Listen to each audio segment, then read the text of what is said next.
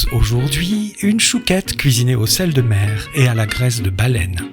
En la dégustant, nous tâcherons de mieux comprendre ce que sont les prophètes. Allons-y.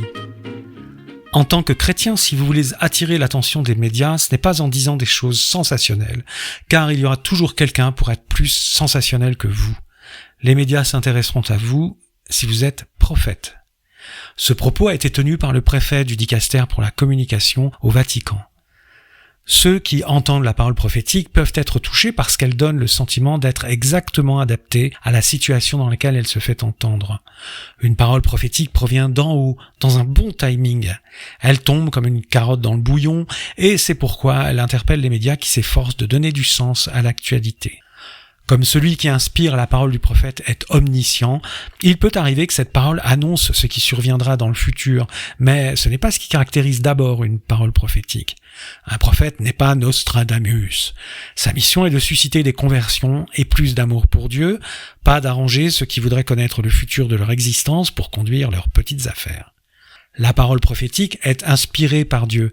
Si l'on prêtait du crédit à tous les illuminés qui prétendent être prophètes, et qui ne sont pas rares, on n'aurait pas fini de gesticuler. Dieu sait mieux que nous quand nous avons besoin d'une parole prophétique, et il la donne toujours à bon escient, évidemment. On peut lui demander une parole prophétique dans la prière si l'on est animé par l'amour et le désir de conversion, ou les besoins de l'évangélisation, ce qui est la même chose quand on y réfléchit. Cependant, comme nous oublions souvent de demander dans la prière ce qui nous est vraiment utile, le nombre de paroles prophétiques est rare.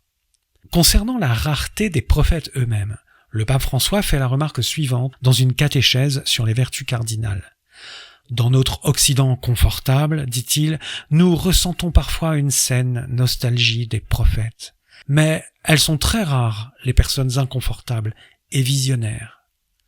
À la rareté de la parole prophétique s'ajoute donc la rareté des prophètes. Et de rareté qui s'ajoute, ça ne fait que plus de rareté. Cette semaine, nous avons entendu dans l'histoire de Jonas lu à la messe l'une des raisons pour lesquelles les prophètes sont rares. Lorsque Dieu demande à Jonas de prêcher la conversion aux habitants de Ninive, celui-ci se lève et il s'en va dans l'autre sens, loin de la face du Seigneur. Si Jonas fait cela, c'est parce qu'il connaît Dieu par cœur, qu'il a un caractère, disons, entier, et que quelque chose commence déjà à l'énerver. S'il désobéit à Dieu et refuse de prêcher, ce n'est pas parce que Ninive, l'actuel Mossoul en Irak, est trop loin, ni parce que ses habitants sont des païens, ni parce que la ville est trop grande et qu'il est tout seul, ni parce qu'il ne saurait pas quoi dire, ni parce qu'il ne sait pas comment s'y prendre, ni parce qu'il se sentirait incapable ou indigne d'une telle mission, ni parce qu'il manque de foi, ni parce qu'il a peur, ni rien de tout cela. Il ne veut pas faire ce que Dieu lui demande, parce que s'il prêche et que les Ninivites se convertissent, il sait que Dieu leur pardonnera, et cela va à l'encontre de sa conception de la justice à Jonas. Dieu lui met donc un coup de pression en lui faisant passer 3 jours dans le ventre d'un gros poisson. Jonas se décide à prêcher, et tous les Ninivites se convertissent. Alors Jonas construit une cabane sur la colline parce qu'il boude, mais ne désempare pas. Peut-être Ninive finira-t-elle par cramer quand même. Mais comme Dieu ne détruit pas la ville, alors il se fâche. « C'est bien pour ça que je m'étais d'abord enfui. Je savais bien que tu es un Dieu tendre et miséricordieux, lent à la colère et plein d'amour, renonçant au châtiment. Eh bien, Seigneur, prends ma vie. Mieux vaut pour moi mourir que vivre. » Jonas a un sens de la justice très aiguisé. Les Ninivites auraient sans doute mérité d'être cramés, mais Dieu leur a pardonné, parce que Dieu pardonne toujours et tout le temps quand on revient vers lui, même si le prophète Jonas avait un avis contraire sur le sujet. Pour en revenir à la rareté des prophètes, le problème est donc que Dieu doit aussi composer avec leur personnalité. Peut-être y en a-t-il plus qu'on ne pense, des prophètes que Dieu aurait appelés, mais qui sont partis dans l'autre sens. Si nous sommes chrétiens et que nous avons été baptisés, nous avons été élevés au rang de prêtres, de rois et de prophètes. Puisque ce monde a besoin de prophètes, pourquoi ne pas raviver en nous ce don de prophétie ?